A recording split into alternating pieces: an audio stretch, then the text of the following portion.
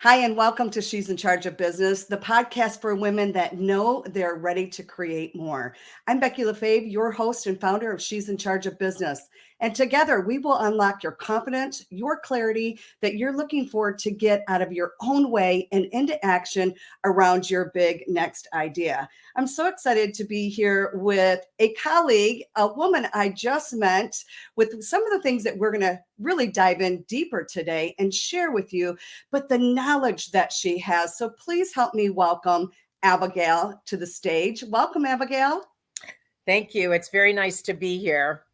Please share with us your last name because, as I always share with everybody, this is not one of my things. So please share, how do you say your last name with everybody? The last name is Tiefenthaler. And the funnier story is that my maiden name was May.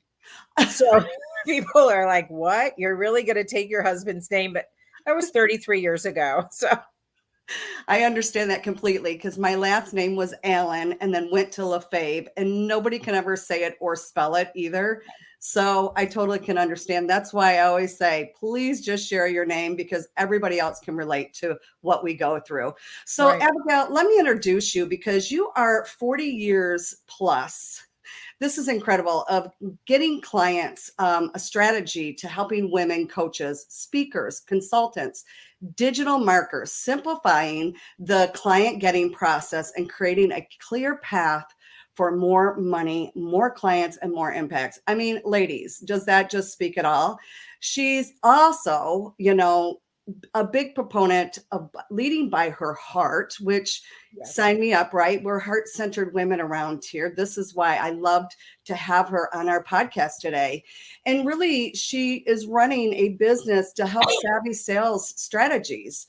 It's an agency that's specializing getting women help and women businesses. And I also want to talk about, do you help men or is it just women? And is it true for them to be true in win-win collaborations? So I really just speak to women. I have my whole life. Do you just speak to women as well?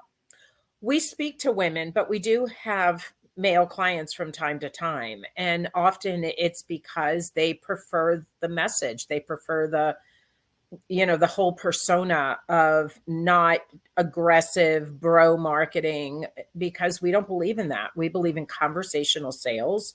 We believe in transparency. We believe in practical support and practical advice and recommendations. So we bring what I consider to be very feminine traits to an industry that is led still, for the most part, by men.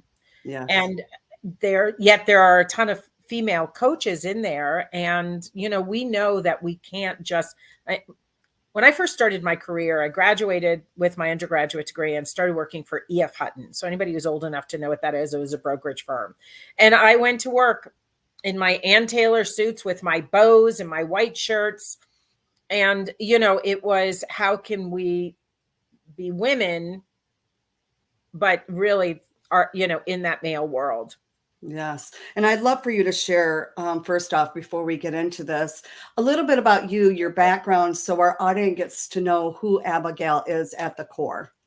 Yeah, I would tell you that my career started at the age of 3 because my dad was a madman. He was a Madison Avenue BBD&O ad guy. And my mother had been his secretary and started working at BBD&O actually before my dad did, but left when she had me. And so at the age of 3, my dad would come back and say, hey, we're getting ready to launch a toothpaste, with Squib or with whatever. And so I would go into my mom's, she had a whole closet filled with all the magazines and dog ear toothpaste ads so that he could see how the industry was showing up. So that was what I did. I went to college in New York City for marketing. And then I started working in the ad industry. I worked for E.F. Hutton in the marketing department, and then for an ad agency on Lexington, not on Madison. But got my master's and then moved over to product management and quickly realized I was a terrible product manager. I really preferred the energy and the pace and the strategic thinking around the ad agency world.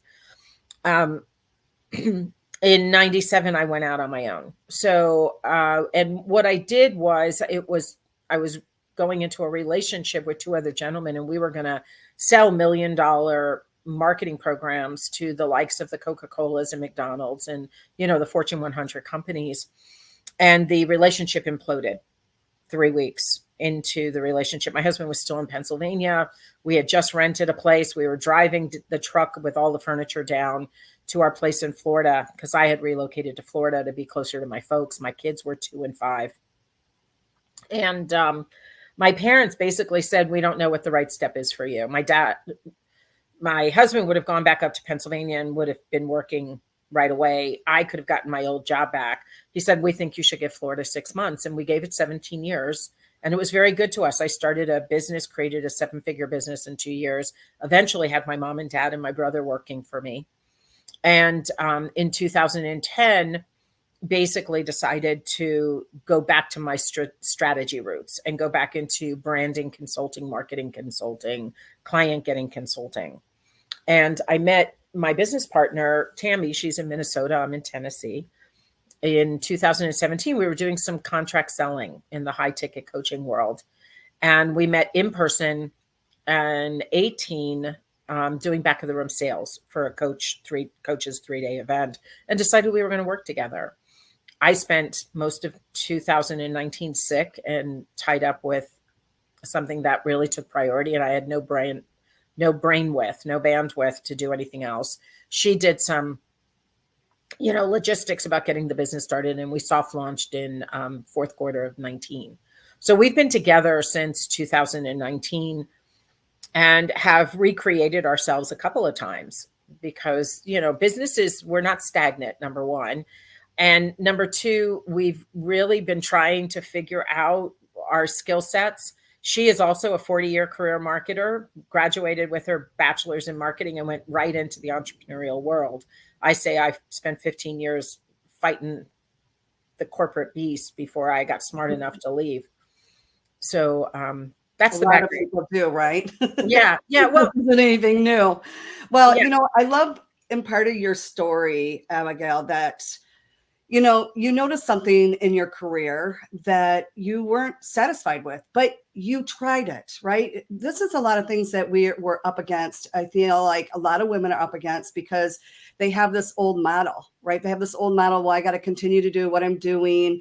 I can't shift it now. And what I've heard throughout your career, your life, is you have shifted into better things that aligned with you. Yes. You were leaded by your heart, which as women, we're really good at that, but we're not always good at listening to it. Right. But when we do, it really does work out for us more so than just doing what everybody else thinks we need to do. And just with you just sharing that, that's really a strong thing that I picked up from you. Not that you're not a strong woman, because I know that about you already, because we've spoken before, right? But really that you lead with your heart, the next right move for yourself. And I'm sure the women that you support, you help shift them and seeing that as well. And so I really want to start talking about, because you talked about being a connector. Yeah. Right. So one of the biggest shifts that I made in my own business this last year, and really I've worked at that for the last 33 years in my own business prior to my coaching business, was really collaborations. That is one of the powerful things. But I like to know what are your thoughts around that? Because this is one of the things that you do talk about is the collaboration. And what does that really mean when you say that? So it's interesting because I just got off a call where we were talking about how many times the word collaboration is truly misused out there right now. Every networking community is talking about, we come together for connections and collaborations. And we define collaboration the way the dictionary defines it, which is two businesses coming together to create one offer.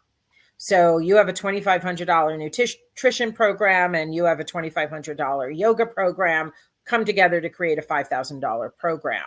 You have double the audience, you have half the work, and you get to share in half the delivery and half the success and half the failure if it doesn't work. No harm, no foul traditionally, right? Right. But the word today is bandied about when, an email swap is not a collaboration, right? A referral is not a collaboration. Trading services is bartering. It's not a collaboration. So we really are going back to the definition of the word and saying, let's bring women together to really allow them to stay more in their skill set, more in their area of expertise, but expand their offering because there's somebody else in their same market doing something that's complementary or maybe even overlaps a little, or by the two of you coming together, you can provide a more holistic solution, not just in health and wellness, but across the board, right? A LinkedIn person and a Facebook person coming together, a LinkedIn and Instagram coming together, an agency that does ads versus a company that does organic coming together. I mean, the possibilities now just expand exponentially, I think. Yeah, I would agree with that too. A couple years ago, like you said, it was really about collaboration in just the form that you just had spoke about before was email. How can we work each other's, audiences and things like that? And I still believe is great. I mean, let's get it straight here, ladies. We all work together on all these different levels, but I like how you took it up a notch, right? And really, I think I'm lost for the word right now. For some reason, it's not coming to me. Maybe it will as I'm talking, but it's taking somebody else's program and meeting yours. And I can't, for the life of me, I cannot think of what this word is. It's going to drive me crazy, Abigail, but really combat those two things together and make it way more powerful. And you reach more, which is in the end what you're looking for. Yeah. In this way of doing it, which Exactly. is helping somebody else sell your product, they're selling your product, and we can go and grow more, which I love this. So going into that, can you share with us your insights on how women can get better at doing this? Yeah. So we do have a private Facebook community and we're getting ready to launch actually a membership because you don't want to be on social media as your primary platform, number one, but number two, there are things that we want to do that we can't really do on social media well. And we break the whole concept of collaboration into three primary categories. The first is getting collaboration ready.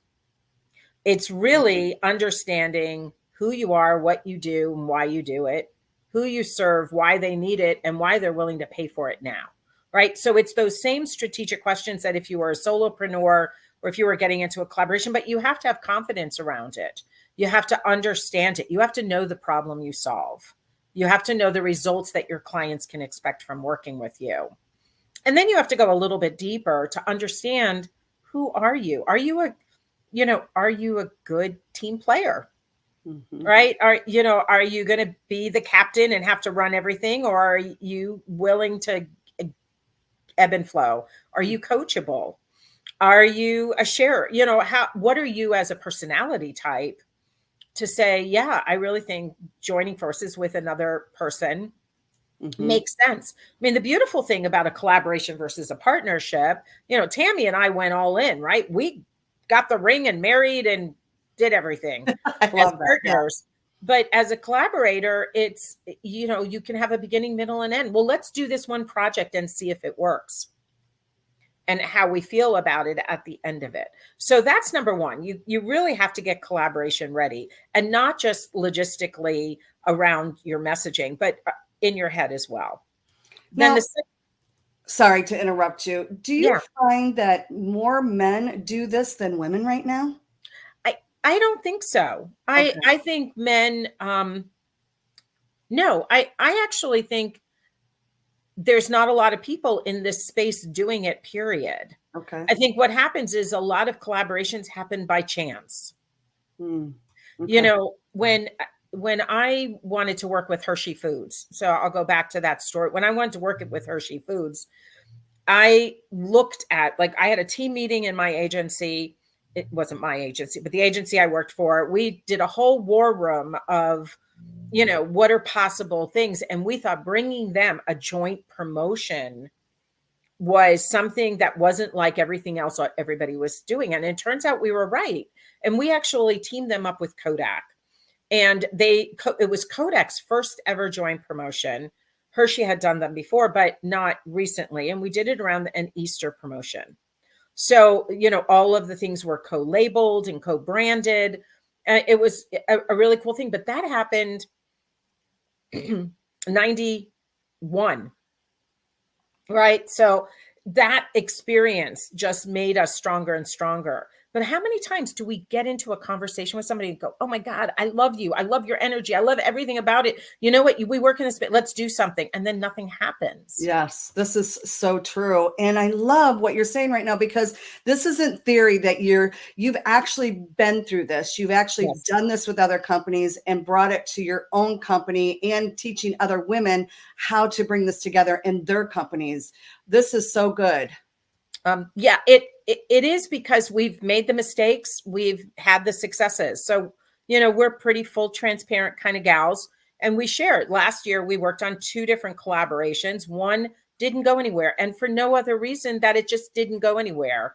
And the other one, we had events, we got clients, we navigated the process. Right. And So, that's business, right? I mean, people are yes, so worried that it has to be perfect all the time. And yes, we are striving for, building these things. But as we know, we've been in business a very long time between the two of us. We know that there's going to be some lows, but in that lows, we've learned so much to create the next thing that we want in our life. exactly, exactly. And there's a lot of time that's spent around getting this collaboration ready, in your business and then personally, right? Yeah. Yeah, I So believe so so. those so that's the first step. The second step is being in a community where you have matchmaking opportunities. Mm, Like, huge. if you're in the collaboration kickstart, you are obviously looking for collaborators. You want to be in collaboration. So already we're kind of narrowing the field, so you don't have to talk to everybody. You can Mhm. start within the community. And if that person's not there yet, then find them and bring them in, because somebody else may want to work with them. So it's about And also, it might open up their eyes to want to work with them, because of what they're witnessing. This might be yes. their first insight on that, and they might be nervous. Where if you do bring somebody in and they say, wow, this is really happening out there, they've just shifted into this new identity, right? Yeah, and this new next level, right? New level. So it's important to realize that it's evolutionary, that it's the next step. And I think, again, having a community, I mean, there's a community for JVs, so why shouldn't there be a community for collaborators that are Absolutely. really looking for, no, I don't want to promote your event to my list and not, yes, I may make money if somebody signs up, but now do I really want to be marketing to my list all the time other people's products? It's kind of like a job, right? Yeah. At the end of the day, I helped make Hershey money. I didn't make money for me, I made money for Hershey. Yeah. And I was very happy to do so at the time. But so Absolutely. this the second thing is creating this community of match, potential matches Hmm. for you. And then the third is navigating the process, because there's some real logistic based questions that have to get answered, and they should be answered up front, and everybody should be aware of them. If you create a new offer, who owns it? If you create new artwork, who owns it? Mm. If you're taking money, which person's taking money, and how are you, the other person, getting paid? What happens at the end? How are we impacting delivery? So again, it's a little bit, like you've got a roommate situation. So now you've got to figure out, are they going to leave dishes in the sink in your OCD?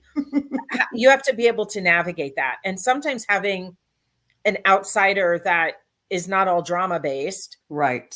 it can be a good mediator, if you will. Yes, because I believe that, some people are very forward in their businesses and some are hesitant to really speak up, even though they're great coaches, they don't have that ability. So if you do have somebody that can say, hey, this is a thing, it's already put there, right? Like we don't even have to think about this. That's Right. what you're creating for somebody.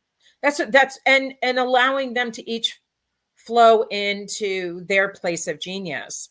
So Tammy and I, as a business partnership, she's the anchor, I'm the kite.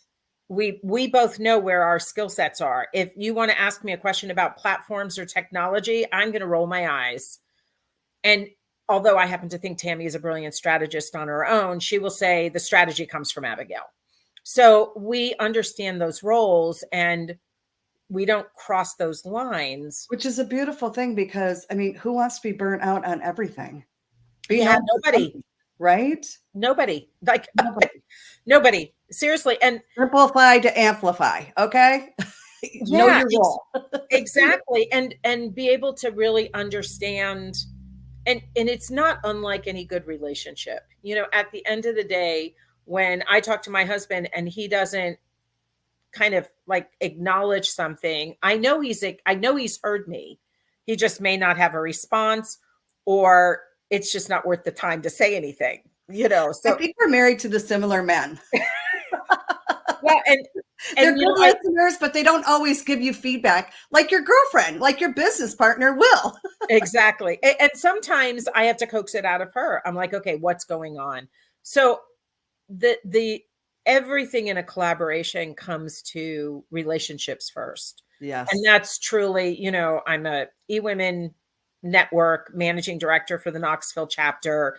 I've been in women's networking for 24 years. It's not that I don't love men. It's just I really want women to find their voice, because we need more women with voices that will help elevate the conversation. Absolutely. And that is what my truth is as well. And I know that's why we've been put together. Yeah. This is how we found each other, right? Because we believe in that same mission, is really women need to stand forward and help support another woman.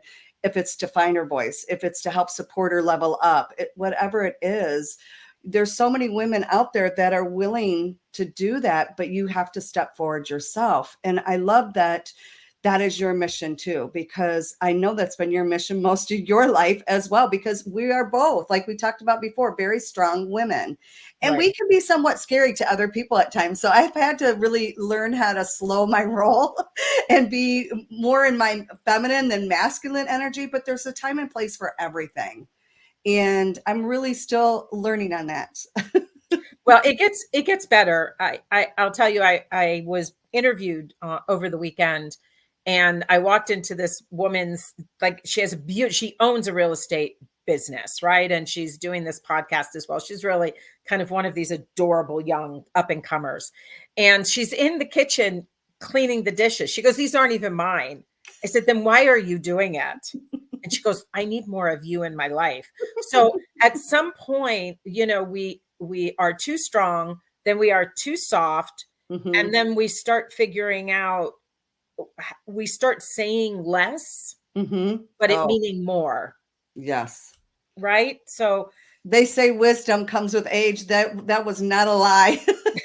it's true. It's true. So true. So true. Well, let's move on, because what's one of the things that, in your opinion, is missing in most businesses today? So I will tell you the prospect path. Plain and simple, it's most businesses, when they are marketing, go from lead to sale. Mm. And I say, if you sell to the lead too soon, you lose the lead. And if you sell to a prospect too slowly, you lose the sale. Nurture process that helps create that authority, that know, like, and trust, that builds visibility, that gets them, your prospect, going through their decision-making process to say, I want to know more. Yes, my problem needs to be solved now. I'm interested, but I have questions. All of those type of things that lead you into a sales conversation. So in our world, we want somebody to have a lead gen piece, somebody who brings traffic into your community, whether that community is on email or social media. We want to be able to nurture them. So we want to be able to provide just ongoing touch points not overwhelming, not crazy. You got to do this. Maybe an occasional, hey, I'm doing a master class and it's $49 type of test. Then actual conversion events, where now when you get into a sales conversation, they're talking about next steps and clarity. So that's what's missing, is that main chunk of the prospect path. And what the unfortunate thing is about it is we don't know if it takes somebody one day or 10 years to make their decision, which is why I call marketing, and people have said this, it's like brushing your teeth. You have to do it every day. I'm not the first person to say that. It's so true. And, when I first came to the online space, that's all I witnessed all the time is you would see something and they'd magically take it to the sale. And it's like, whoa, wait a minute. I've always been in a different kind of business, building trust, building the relationship. And so it always felt really dirty, salesy, spammy. And I just believed in a different model. Yeah, And everybody, I mean, there's people that'll buy now, like you said, right? And then there's people that'll 10 years down the road. But if you're in the game for the long haul, right. you're going to take them through that sales process. And, I have this quote literally in front of me on my desk because it's always a reminder for me, and it might serve somebody out there. Marketing is a generous act of helping someone solve a problem, their problem. We always think it's our problem, but it's really their problem. And I think that quote really speaks to it all, right? So people go into sales and they're like trying to solve their problem, and it's really about somebody else's problem that you're trying to solve. Yeah, So I love that. I always say sales is about clarity. Sales is about giving somebody a place where they can identify the problem, identify the solution, and decide if the solution is right for them at that moment. Yeah. So it's a problem solving space more than a serving or a lot of people. It's never about selling. It's always about helping somebody get clarity. Exactly. I love that. Well, with that being said, I have another question really quick for you. Now, is your dream client, ideal client, however you speak, what your client is she already a six figure? Is she already a seven figure? Can we get some clarity around that? Yeah, the amount of money they're making isn't as important as the systems and structure they have in place. So they could be trying to get to that six figure or multiple six figure. They could be trying to scale to that seven figure, but they know a couple of things about themselves. Number one, they don't want to do their own sales. They want to outsource their sales. That's on the sales part of our business. Number two, they have a system in place that is bringing leads. Number three, they have a system in place that's bringing them leads. And number three, they validated their offer. So even in our collaborative community, right, we have two separate offers. We do fractional sales and we have the collaboration membership.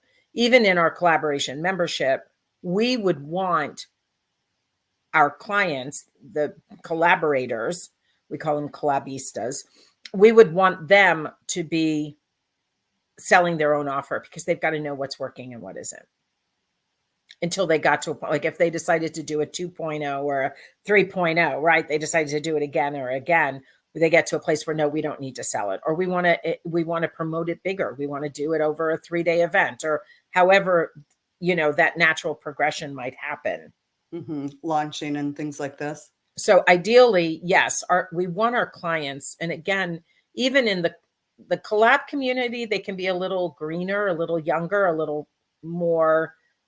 I'm not sure what to do because there's hand holding in it, there's nurturing in it. There's, well, why don't you want to do this, and why don't you talk to so and so because she's going to share with you her experience trying to get that off the ground, right? But if you're one of our sales clients, you're already in that space of figuring out new ways to build bigger, to go to the next level in right? what you're doing. Wonderful. Well, thank you for clarifying that. I appreciate it. And please let our audience know where's the best way to get in touch with you and possibly do business with you. I would love it. Yeah. My name is Abigail Tiefenthaler. There's only one of me that I can find on LinkedIn and Facebook, which are my two primary platforms. I don't know. Will my name show up?